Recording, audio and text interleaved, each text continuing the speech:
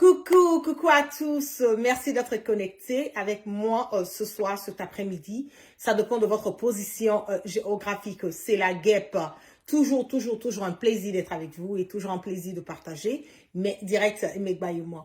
Qu'est-ce qui se passe en ce moment et à cet instant T? Les Ivoiriens sont en danger. Les Ivoiriens sont en danger. Et je dis c'est une urgence. Alerte, alerte.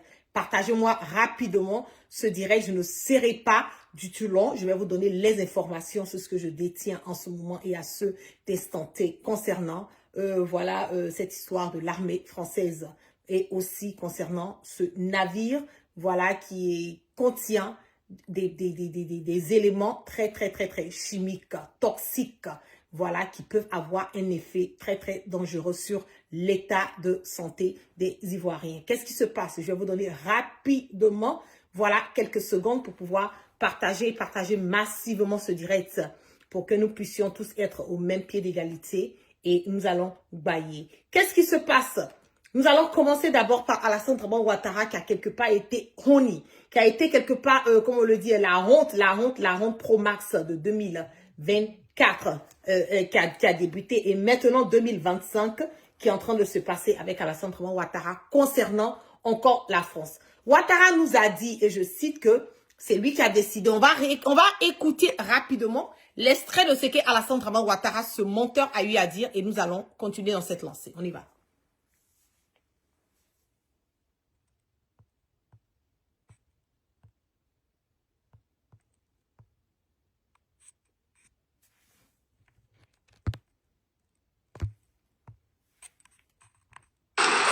Mes chers compatriotes, chers frères, chères sœurs, nous pouvons être fiers de notre armée, dont la modernisation est désormais effective. C'est dans ce cadre que nous avons décidé du retrait concerté et organisé des forces françaises en Côte d'Ivoire.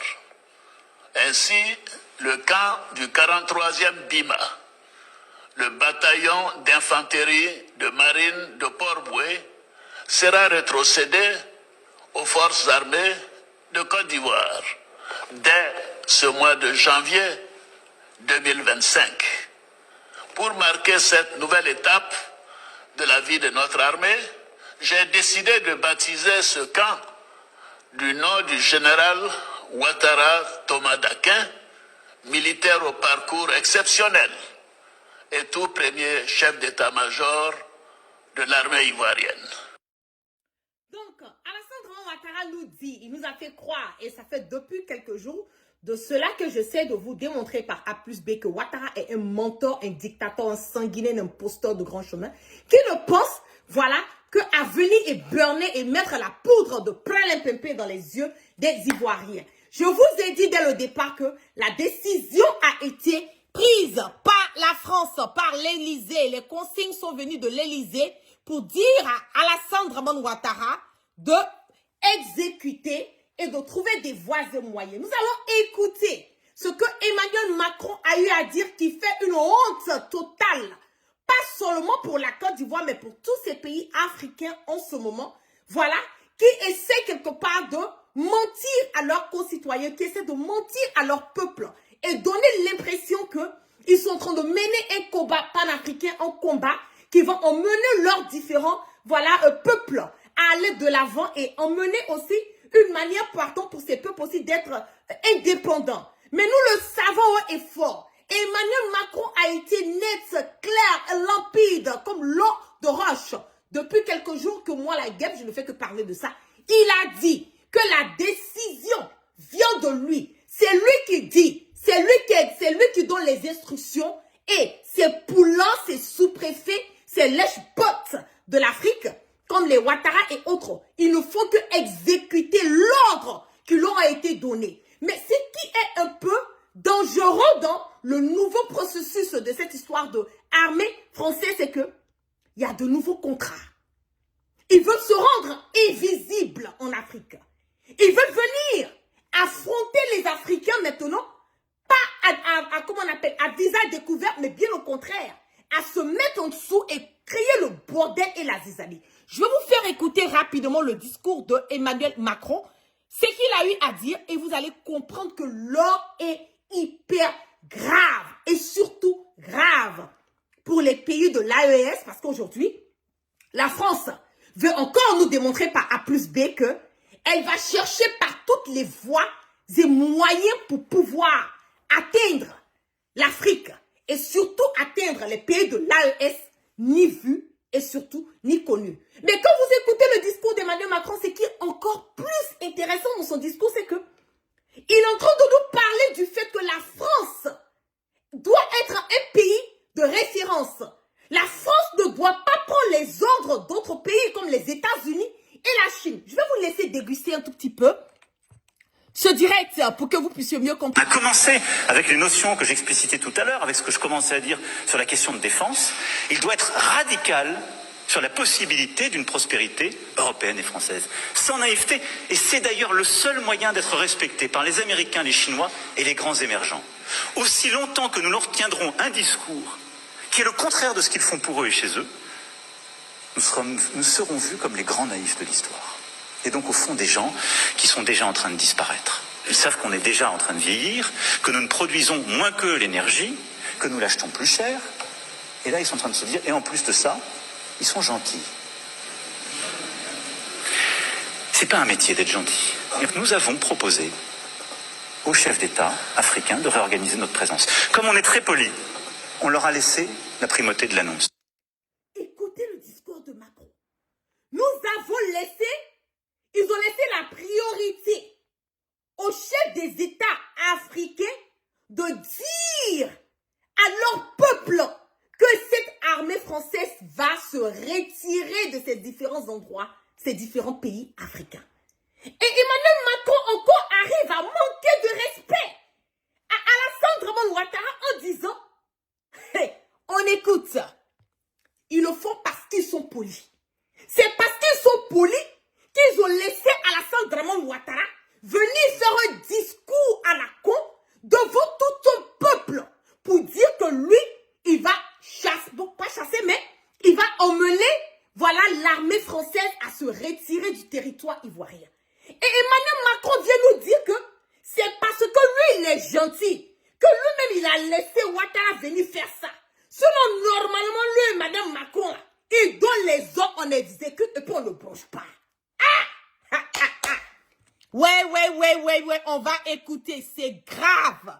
C'est grave, une humiliation à n'en point finir sur Ouattara. Waouh, on écoute. C'est pas un métier d'être gentil. Nous avons proposé aux chefs d'État africains de réorganiser notre présence. Comme on est très poli, on leur a laissé la primauté de l'annonce. Et vous ne trompez pas, c'est nous qui l'avons... Et parfois, il a fallu y pousser. Mais pas parce qu'on est poli et correct et qu'on se réorganise nous-mêmes qu'il faudrait que ce soit retourné contre nous en disant ils sont chassés d'Afrique. Je peux vous dire que dans bien de ces pays, on ne voulait pas enlever l'armée française ou même la réorganiser. Mais on l'a assumé ensemble. C'est ça le partenariat. Et donc oui, nous sommes en train d'ouvrir un partenariat. Donc Emmanuel Macron nous dit que la France la même, c'est que c'est Ouattara même qui est en train d'obliger la France à rester. Sinon eux là, ils ne sont pas trop chauds. Parce que leur nom est gâté. Je vous parle en français terre à terre pour que nous puissions être au même niveau, voilà, de compréhension du message, du vrai sens du message que Emmanuel Macron a lancé. Il nous dit que c'est les pays africains même qui veulent que l'armée française reste dans leur pays. Mais si l'armée française doit rester dans leur pays, il faut remodifier, il faut réorganiser cette armée française. Et maintenant, c'est basé sur quoi? Sur ce que eux, la France, ils veulent parce que c'est l'intérêt de la France. C'est leur intérêt qui est la priorité pour eux. Ils s'en foutent des Ivoiriens, ils s'en foutent des autres pays africains. Le français ne vit que pour le français. La France veut une Afrique sans les Africains. Je ne fais que, continuer à vous dire cela depuis des années. La France veut une Afrique sans les Africains. Emmanuel Macron veut une Afrique, une Côte d'Ivoire, un Mali, un Burkina, un Niger, sans les Ivoiriens, sans les Burkinabés, sans les Nigériens, sans les Maliens. Ils veulent nous imposer. Ils veulent nous dire ce qu'on doit faire. Ouattara. J'imagine. C'est que depuis la sortie d'Emmanuel Macron, selon les informations, les sources que j'ai eues, Ouattara a pété les plombs. Il ne s'attendait pas que Emmanuel Macron pouvait sortir, venir faire un discours de ce genre. Pour lui, Ouattara, le mettre encore et démontrer devant le monde entier, devant cette même communauté internationale que Ouattara n'a pas de parole. Il exécute. Ce n'est pas un leader. Ouattara ne fait que exécuter ce qu'on lui dit de faire à la lettre. C'est ce que Emmanuel Macron venait démontrer. Il est venu démontrer que Ouattara ne l'intéresse pas. Quand je ne fais que vous répéter que Alassane Ouattara a été lâché par la France depuis un certain moment. Je ne fais que vous répéter que Ouattara c'est fini. Encore Emmanuel Macron, par cette sortie encore, vient nous démontrer, vient confirmer, vient certifier encore les dires de la guêpe. En montrant devant le monde entier que la parole de Ouattara ne sert absolument à rien. Ça ne sert à rien. S'il était vraiment en complicité avec Ouattara, je ne pense pas qu'il allait venir tenir ce genre de discours qui, directement, salit l'image de Ouattara, c'est déjà un. De deux, démontre que Ouattara est un mentor devant les Ivoiriens et devant tout ce monde entier. Mais l'heure est grave. Hyper grave. On y va. Sécurité de défense nouveau. On aura des bases stratégiques. Djibouti, je peux vous dire que dans bien de ces pays, on ne voulait pas enlever l'armée française ou même la réorganiser. Mais on l'a assumé ensemble. C'est ça le partenariat. Et donc oui, nous sommes en train d'ouvrir un partenariat de sécurité de défense nouveau. On aura des bases stratégiques. Djibouti en fait partie, c'est pourquoi elle est d'une toute autre nature. Je l'évoquais devant nos militaires, elle sera pérenne, stable, parce qu'elle est régionale. Et on va demander à nos partenaires de savoir exprimer leurs besoins en termes de défense. Mais on va faire plus de formation, plus d'équipements, plus de renseignements, plus de contrats aussi dans la durée de défense. Plus d'équipements, plus de renseignements. Et la durée du contrat sera encore plus longue. Les instruments là, c'est par rapport à quoi? Je vais vous expliquer réellement ce qu'Emmanuel Macron est en train de nous dire. Il est en train de dire qu'il va armer. Il va armer la Côte d'Ivoire selon leurs besoins. Et nous le savons très bien, haut et fort. Et je mets quiconque au défi que aujourd'hui, en ce moment et à cet instant-ci, les seuls besoins que Ouattara a, c'est de briguer le 4e mandat encore anticonstitutionnel, malheureusement qui risque encore de faire couler le sang des Ivoiriens. Le besoin que Ouattara a encore, secondo, c'est d'essayer d'éliminer encore les leaders des différents pays de l'AES comme le Mali, le Burkina et le Niger. Donc, cela veut dire que la France maintenant, elle ne va pas venir à yeux ouverts, elle ne va pas venir en pleine journée. Elle va se cacher maintenant, planifier les différentes attaques contre ces différents pays et encore permettre à la Côte d'Ivoire et permettre à Ouattara de faire son bordel, même si cette France directement ne soutient pas Ouattara. Je vous dis que la Côte d'Ivoire est en danger. Les Ivoiriens sont en danger. Parce que ne l'oubliez pas, la France est en train de jouer à un jeu qui est très dangereux. Aujourd'hui, toutes ces décisions qui sont prises là, je le dis, hein, les États-Unis, surtout de Donald Trump qui est là, n'a rien à foutre avec Emmanuel Macron. Nous le savons hein, et fort que Emmanuel Macron n'est pas un des amis, un des alliés de Donald Trump. Donc il va chercher à faire quoi? Il va chercher à se cacher maintenant, se camoufler derrière ces pays africains et foutre la merde et le bordel parce qu'aujourd'hui cette France ne vaut rien. Cette France aujourd'hui n'a pas de pouvoir. La France n'arrive pas à obtenir, elle n'arrive pas à jouir de ses intérêts parce que Mali, Burkina, Niger, on a coupé, on a sévré la France. Elle est perdue, elle est déboussolée. On va continuer. continuer à écouter. On va qualifier la menace avec eux. Et on va aussi inventer une nouvelle relation. Comme on l'a fait ces dernières années avec le Bénin. Relation inédite. Comme on va le faire avec le Nigeria, où on a commencé un dialogue stratégique qui n'existait pas jusqu'alors, ce qui était une aberration. Vous entendez? C'est grave. C'est très grave. Et qu'est-ce qu'Emmanuel Macron nous dit encore? Mais c'est que c'est un gars qui est, il est imbu de sa personne. Emmanuel Macron se prend pour les fesses, je ne sais de qui. Il pense que il est mieux que sans les Africains. Il a une manière de parler avec une autorité vraiment très sale. Il a une manière comme s'il est supérieur. Et c'est ce qu'il ne supporte pas parce que les pays de l'AES ont démontré encore que Emmanuel Macron et sa France ne sont rien. Ils ne peuvent rien. Bien au contraire, celui qui détient le remote, celui qui détient la télécommande, en ce moment et à cet instant, ce sont les pays, nos dirigeants de l'AES. Ce sont eux qui détiennent la télécommande. Ce sont eux qui dirigent Emmanuel Macron. Parce que les biens et les ressources de ces pays de l'AES sont ceux dont la France a besoin pour vivre, pour survivre. Vous voyez que le cas est très, très, très dangereux. On va écouter encore ce que Emmanuel Macron a à dire concernant les pays de l'AES. On écoute. Il y a une partie, c'était notre engagement contre le terrorisme depuis 2013. On avait raison. Je crois qu'on a oublié de nous dire merci. C'est pas grave, ça viendra avec le temps. L'ingratitude, je suis bien placé pour le savoir, c'est une maladie non transmissible à l'homme. Et je le dis pour tous les gouvernants africains qui n'ont pas eu le courage vis-à-vis de leurs opinions publiques de le porter, aucun d'entre eux ne serait aujourd'hui avec un pays souverain si l'armée française ne s'était pas déployée dans cette région.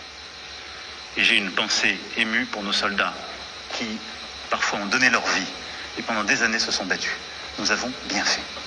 On est parti parce qu'il y a eu des coups d'État. Parce qu'on était là à la demande d'États souverains qui avaient demandé à la France de venir.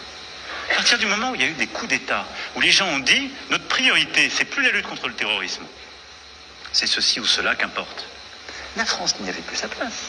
Parce que nous ne sommes pas les supplétifs de putschistes. Donc on est parti. Donc vous voyez que Emmanuel Macron nous dit que les dirigeants africains ont oublié de dire merci à la France. Parce que c'est cette France-là qui les a aidés dans la lutte contre le terrorisme. Mais qui finance ces terroristes? Qui est à la base de ces terroristes? Qui est le père de ces terroristes? Qui donne des armes à ces terroristes? Il faut qu'Emmanuel Macron nous explique. Mais attendez là, aide là, ça finit pas. Si la France, soi-disant, a aidé ces différents pays africains aujourd'hui qui ont décidé de faire chemin seuls et de prendre leur souveraineté, pourquoi est-ce que c'est un problème pour Emmanuel Macron du fait que c'est cette même lutte contre le terrorisme qui continue? Aujourd'hui, nous avons vu, par exemple, au Burkina, nous voyons le travail que le président, le capitaine Ibrahim Traoré est en train d'abattre au niveau du Burkina. Nous voyons au niveau du Mali, le général Assimi Goïta. Nous avons vu la prise de Kidal. Depuis des décennies et des décennies de cela, Kidal était dans la main des terroristes. On ne pouvait même pas rentrer sur la terre de Kidal. Marmaillé, contrôlé par des terroristes qui avaient des armes, qui sont venus d'où? Ils ont eu accès comment? Qui leur a donné ces armes? Mais cette France aujourd'hui qui veut que ces pays africains viennent dire merci et que ces pays africains sont des ingrats parce que ces pays africains n'ont pas dit merci à la France de les avoir aidés à lutter contre le terrorisme. Mais depuis qu'ils luttent contre le terrorisme, c'est combien de terroristes qu'ils ont tués? Arrivé un moment, il faut qu'Emmanuel Macron comprenne que d'après les Djoula, faut était qu'elle fouille. Oui. C'est l'AES qui détient la télécommande. Quand ils appuient le volume, ça va haut. Quand ils diminuent, ça diminue. Quand ils mettent sur pause, c'est sur pause. C'est l'AES qui détient la télécommande. Oui, c'est ça aussi qui est la vérité. Parce qu'aujourd'hui, le fléau du terrorisme, on ne peut même pas comparer le moment où ces soi-disant dire qu'ils aidaient, vous voyez la différence aujourd'hui? Vous voyez que le fleur du terrorisme a tellement diminué? Vous avez vu le travail que les FAMA ont abattu au Mali, ont mené, ont sacrifié leur vie pour pouvoir emmener le Mali aujourd'hui à avoir quand même une stabilité sur certains points sécuritaires. Vous voyez le travail, vous voyez les équipements, vous voyez les, comment on appelle, tout ce qui a été mis en place pour que le Mali puisse sortir du bordel et de la chenille depuis des décennies et des décennies. Est-ce qu'on peut comparer cela? Est-ce qu'Emmanuel Macron peut comparer? Bien au contraire, nous devons dire merci aux FAMA. Nous devons dire merci à Assimi Goïta. Nous devons dire merci à Ibrahim Traoré. Nous devons dire merci à Tiani. Parce qu'ils ont décidé de sacrifier leur vie. Bien entendu, avec l'appui du peuple qui est venu les supporter, apporter le soutien inconditionnel. Aujourd'hui, le Mali quand même, il y a des endroits du Mali où tu peux partir, tu es à l'aise, tu n'as pas de problème. Le Mali par rapport à la Côte d'Ivoire, on ne peut pas comparer. On ne peut pas comparer. C'est ça qui est la vérité. Mais ces terroristes-là sortent tout. Ils ont assez comment? Les armes que les terroristes utilisent là, ce sont des armes qui sont fabriquées dans des pays de ces mêmes personnes qui dans ces années nous parlaient de lutter contre le terrorisme. Comment quelqu'un peut te dire, je viens chez toi pour venir te protéger? Dans le même temps, le couteau que ton ennemi prend pour vouloir te couper la tête avec là, c'est la marque de la même compagnie de ton ami. Et tu expliques ça comment? Qu'Emmanuel Macron aille se faire foutre, on n'en a rien à foutre. Aucun pays africain ne lui doit un merci pour qui que ce soit. Le merci, on doit le merci à notre Dieu Tout-Puissant. On doit le merci à ces dirigeants aujourd'hui qui sont à la tête de nos différentes nations, qui ont décidé de sacrifier leur vie. Je dis merci aux FAMA. Je dis merci aux FAMA qui ont sacrifié, qui continuent de sacrifier leur vie. Matin, midi, soir. Pour l'amour de leur patrie. Oui, c'est à eux que nous devons dire merci. Pas à toi, Emmanuel Macron, un fouteur de merde, de bordel et de chien. On n'en a que dalle.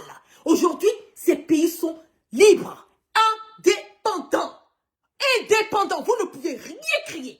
Donc cette nouvelle décision de la France à dire que ce sont de nouvelles stratégies, de nouvelles vont réorganiser leur venue, leur assise en Côte d'Ivoire, je le dis, que Alassane Ouattara fasse beaucoup attention et j'attire l'attention des Ivoiriens parce que le jour que, je le dis ouais, est fort et je serai très clair, net et limpide comme de l'eau de roche, le jour que Ouattara va s'amuser à dire, à vouloir attaquer un pays de l'AES, je le dis que ce jour-là, ils vont enlever la carte de la Côte d'Ivoire sur la carte de l'Afrique. Je me répète ça. Le jour que Alassane Ouattara va vouloir attaquer un pays de l'AES, ils vont retirer la Côte d'Ivoire de la carte de l'Afrique. Et ça, c'est quelque chose à ne pas négliger. Parce qu'à cause de son 4e mandat anticonstitutionnel, il est prêt à tout et à n'importe quoi pour se maintenir. Vous avez vu ce navire qui est au bord. Et pour les dernières nouvelles que j'ai reçues, le navire là, ils vont décharger en Côte d'Ivoire. Ce navire sera déchargé en Côte d'Ivoire.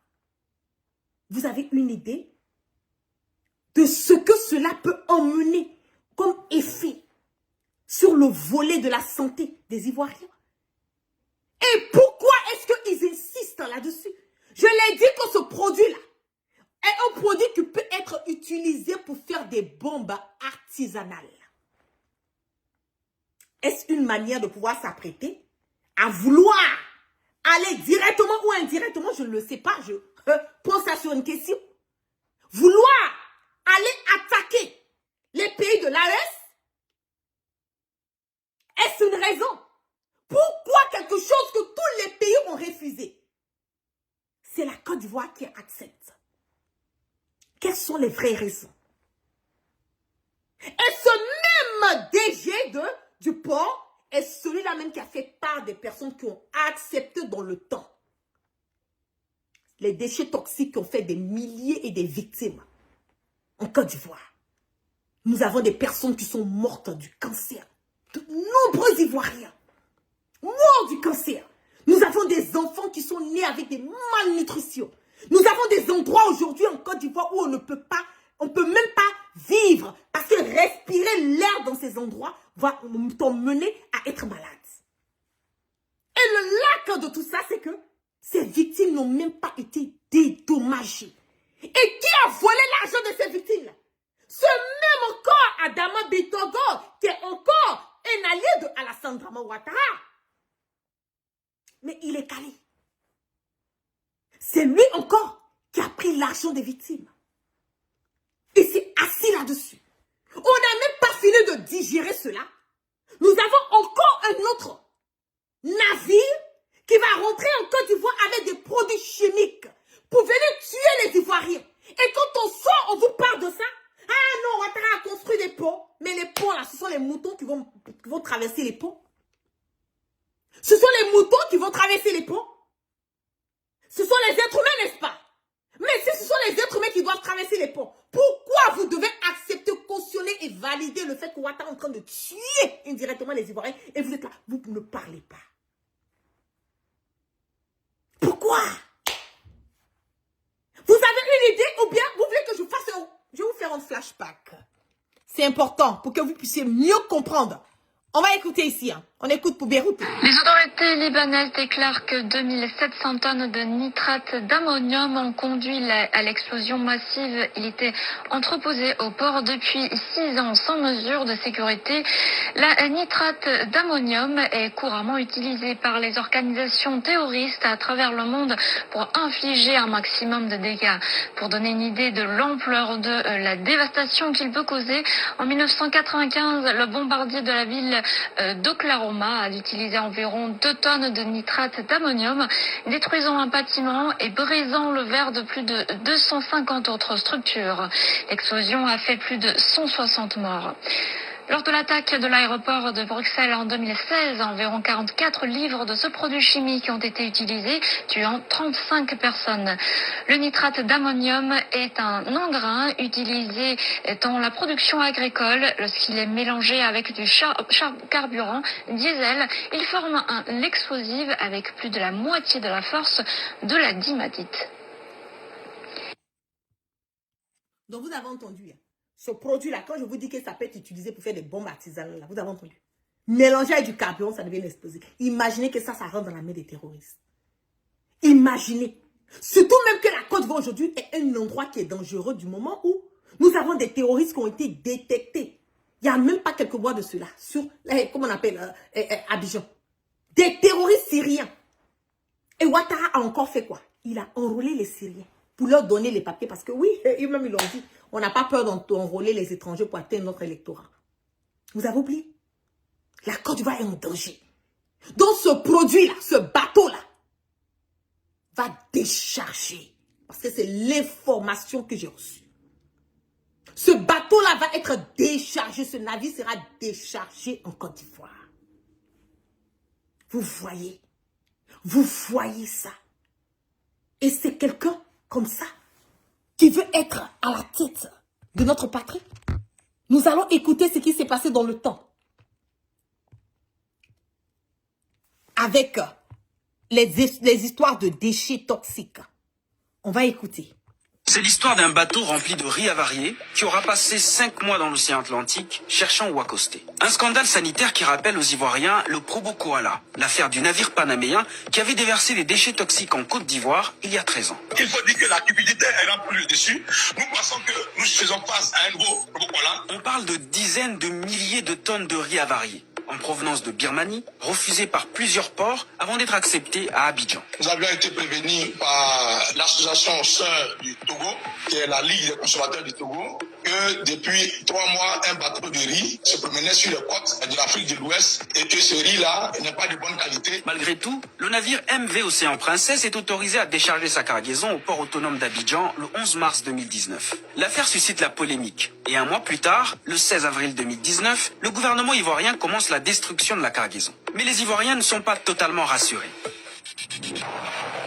D'abord, parce qu'ils ne comprennent pas pourquoi un riz qui a été refusé ailleurs a été accepté chez eux. Ensuite, parce qu'il y a de sérieux doutes sur la quantité de ce riz. Pour comprendre, il faut s'arrêter sur quelques chiffres. Quand le navire est refusé à Conakry, il contient 36 000 tonnes. selon le ministre guinéen du Commerce. On y compte 14 000 tonnes de riz indien et 22 000 tonnes de riz birman. Seules les 14 000 tonnes indiennes ont été acceptées. Le riz birman, lui, a été jugé impropre à la consommation et refoulé par la Guinée. Il sera également refusé par le Togo avant d'être débarqué à Abidjan. Sauf que les autorités ivoiriennes parlent non pas de 22 000 tonnes, mais de 18 000 tonnes de riz birman. En faisant le calcul, on se rend compte qu'il manque 4 000 tonnes. Où sont passées ces 4 000 tonnes? Voilà la question que nous nous posions. Jusqu'à aujourd'hui, personne ne parle de ces 4 000 tonnes, malgré tout ce que nous disons. Pour les retrouver, nous avons remonté l'itinéraire de l'océan Princesse. Dans une interview accordée à BBC Afrique le 13 février 2019, le ministre guinéen du Commerce répond en partie à la question. Le débarquement avait commencé sur ce riz et puisque les tests se faisaient, on s'est rendu compte que les premiers lots qui sont descendus sont des lots du riz moisi. Donc, il y a bien une partie du riz birman qui a été déchargée du navire à Conakry. Est-ce que c'était les 4 000 tonnes manquantes? Est-ce que ce lot de riz déchargé a été rechargé à bord du navire avant son renvoi? Nous avons voulu poser la question au ministre guinéen du Commerce. Sa réponse? Ce dossier est clos chez nous, donc plus de commentaires à mon niveau. En tout cas, les autorités togolaises disent que le navire, quand il est arrivé à Lomé, au Togo, ne contenait que 18 104,550 tonnes de riz birman. Ce qui laisse croire qu'environ 3 900 tonnes seraient restées à Conakry et ne seraient donc jamais arrivées à Abidjan. Mais pourquoi la Côte d'Ivoire a accepté une cargaison que tout le monde avait refusée? Voici ce que répond le ministre ivoirien du Commerce. Au niveau de tout ce qui concerne les procédures, au niveau des ports, ici et là, nous n'avons pas eu en fait d'alerte officielle. Pourtant, ce n'est pas ce que dit la Fédération des consommateurs actifs de Côte d'Ivoire. Nous avions été très clairs avec les autorités. Nous avions dit qu'il y a eu un petit laisser-aller de leur part. Elles ont essayé de justifier ce acte-là en disant qu'elles ne pouvaient pas laisser le bateau avec cette cargaison douteuse-là traîner sur les ports et qu'il serait bien séant que la Côte d'Ivoire puisse prendre ce riz-là pour pouvoir faire une analyse. Mais faut-il un échantillon de 18 000 tonnes pour analyser une cargaison de 18 000 tonnes? C'est par simple cupidité, si on le mot est un peu trop fort. Parce que les douaniers, ils sont chargés de prendre les taxes sur les produits importés. Et donc, les douaniers ont gardé le riz parce que chaque jour qui passe, il y a des taxes douanières qui sont mises sur le riz et qui sont payées à la douane. Et donc, nous pensons que la douane n'a fait que prendre ce riz-là parce que la douane avait besoin d'argent. Le riz a été fourni par Olam International. Le géant singapourien de l'agroalimentaire a depuis été interdit d'exporter du riz vers la Côte d'Ivoire pendant 1 an. La société ivoirienne Alimentation Toumoudi, l'acheteur, a elle écopé d'une interdiction d'importer du riz pendant 12 mois. Mais personne à la douane ou au port d'Abidjan n'a été inquiété. Pourtant, cette affaire en rappelle une autre, le scandale des déchets toxiques. En 2006, le cargo Probo Koala, en provenance des États-Unis, décharge par le même port plus de 550 tonnes de produits contenant entre autres du soufre et de la soude caustique. Ces déchets seront déversés dans une dizaine d'endroits en banlieue d'Abidjan. Bilan, 17 personnes tuées et des milliers d'autres intoxiquées. Ce que nous avons perdu, on ne peut plus retrouver. Les maladies que nous avons accumulées, pour les guérir, ça serait difficile. Parmi les 12 accusés, pas un seul membre de Trafigura, qui avait pourtant affrété le navire. La multinationale néerlandaise a payé 100 milliards de francs CFA à l'État ivoirien en échange de l'abandon des poursuites. Mais pourquoi Abidjan? Abidjan parce qu'une fois encore, personne d'autre ne voulait de cette cargaison. Selon le livre Enquête de Bernard Dussol et Charlotte Nittard, le Probo Koala avait d'abord fait escale à Gibraltar, à Amsterdam, en Estonie, au Nigeria et au Togo, avant d'être accepté en Côte d'Ivoire. La Côte d'Ivoire serait-elle devenue un dépotoir et le port d'Abidjan une passoire? J'avoue que malheureusement oui, parce que depuis le scandale des déchets toxiques jusqu'à aujourd'hui, on n'a pas trouvé de responsable. Donc la douane va te dire qu'elle a fait son travail, le ministère du Commerce va te dire qu'ils ont fait le travail, mais on n'a aucun responsable et nous vivons dans ce pays.